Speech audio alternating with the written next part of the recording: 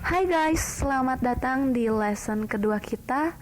Di lesson kedua kita ini kita masih ada di course tentang peradaban India kuno. Dan untuk lesson ini aku bakalan jelasin salah satu subtema dari course ini, which is tentang sejarah dari bangsa Dravida. Jadi buat kalian yang udah nyimak di video lesson kemarin tentang peradaban Sungai Indus, sejarah bangsa Dravida itu sangat berkaitan sama materi yang kemarin aku jelasin. Kenapa? Karena ini dia jawabannya. Karena bangsa Dravida ini merupakan bangsa asli India kuno yang menghuni lembah Sungai Indus.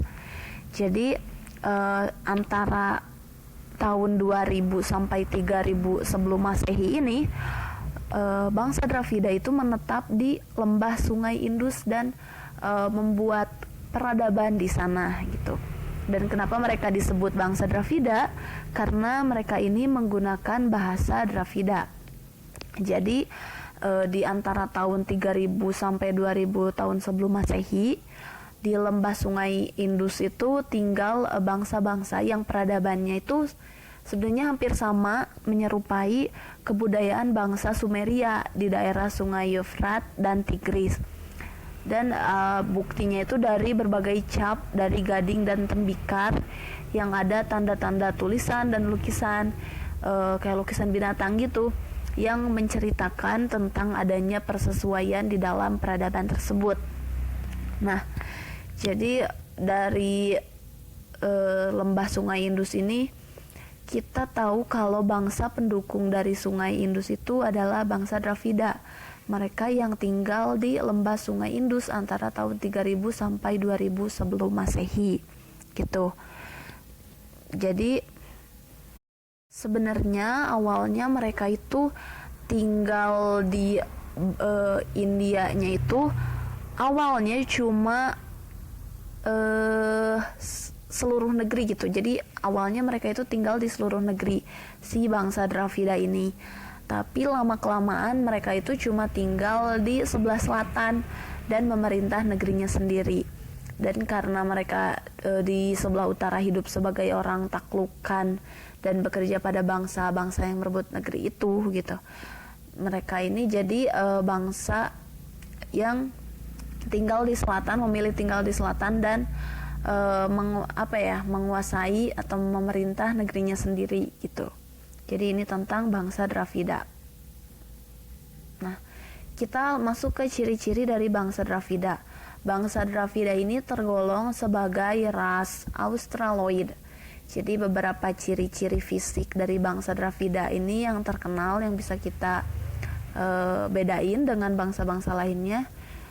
Mereka itu punya bibir tebal, terus berkulit hitam, terus berhidung pesek, berbadan tegap dan berambut ikal. Dan bangsa Dravida ini dikenal juga dengan nama Anasah atau artinya itu berhidung pesek gitu. Jadi Anasah itu sebutan lain dari bangsa Dravida. Nah, jadi dari bangsa Dravida ini ditemuin ada beberapa hasil kebudayaan dari mereka. Jadi seperti yang aku bilang di lesson sebelumnya, ada penggalian di sekitar tahun 1925 dilakukan oleh Sir John Hubert Marshall, seorang arkeolog dari Inggris. Dan di penggalian ini ditemukan beberapa kebudayaan bukti adanya bangsa Dravida ini. Yang pertama ada materai-materai berhuruf yang ini tuh diduga sebagai sarana untuk menghindarkan bahaya. Terus bangunan bekas rumah yang sudah memiliki pintu, terus juga ukuran batu bata dari rumah yang sama, dan ada juga pendopo. Selanjutnya ada juga kolam renang serta sistem drainase kota. Dan ditemukan juga kayak bangunan bekas perairan yang tertata rapi gitu. Jadi mereka itu udah menggunakan alat-alat dari batu dan tembaga. Dan bukti ini memperkuat kalau warga dari Dravida ini, masyarakat atau bangsa Dravida ini sudah mengenal cara menggunakan api. Ketiga, ada juga perhiasan seperti barang-barang mewah, kalung, gelang-gelang, anting yang terbuat dari emas dan perak. Dan selain itu, alat-alat rumah tangga dan permainan anak-anak pun sudah dihiasi dengan seni gambar dan seni ukir yang indah. Selain itu, mereka juga telah mengenal binatang peliharaan seperti gajah, unta, kerbau, dan anjing.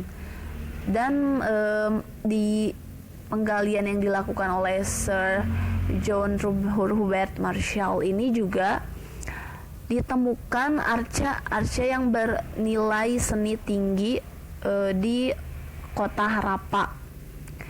Selain itu juga ditemukan ukiran-ukiran kecil dari berbagai bentuk gitu. Selain itu ditemuin juga bukti alat-alat masak yang menandakan kalau penghuni kota Harappa itu saat itu sudah mengenal memasak gitu. Terbukti dari adanya peninggalan alat dapur yang terbuat dari tanah liat, terus juga ada pembakaran batu bata dan periuk-periuk. Nah, bukti di atas kita bisa tarik kesimpulan kalau yang pertama, bangsa Dravida ini sudah tinggal menetap. Jadi mereka itu nggak berpindah-pindah karena kan rumahnya juga udah rapi gitu, udah tadi ada pintu, terus ukuran batu batanya juga udah sama, dan mereka juga mengenal sanitasi, kesehatan gitu. Yang kedua, mereka juga sudah mengenal kepercayaan dengan tadi adanya beberapa alat-alat pemujaan seperti itu. Dan bangsa Dravida ini juga sudah mengenal seni dengan ditemukannya arca-arca, terus juga ada beberapa perhiasan, ukiran-ukiran yang bernilai seni tinggi ini ya. Ada juga perhiasan. Dan selain itu kita juga bisa tarik kesimpulan kalau bangsa Dravida ini bernilai seni tinggi karena adanya arsitektur yang sudah tertata rapi.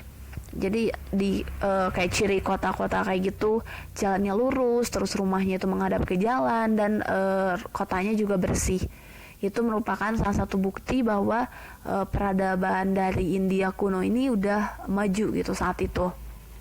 Dan bangsa Dravida juga udah hidup menetap, tadi aku bilang, karena udah ada aturan-aturan, terus juga ada corak-corak kesukuan, ada mata pencaharian yang dilakukan oleh bangsa Dravida ini gitu.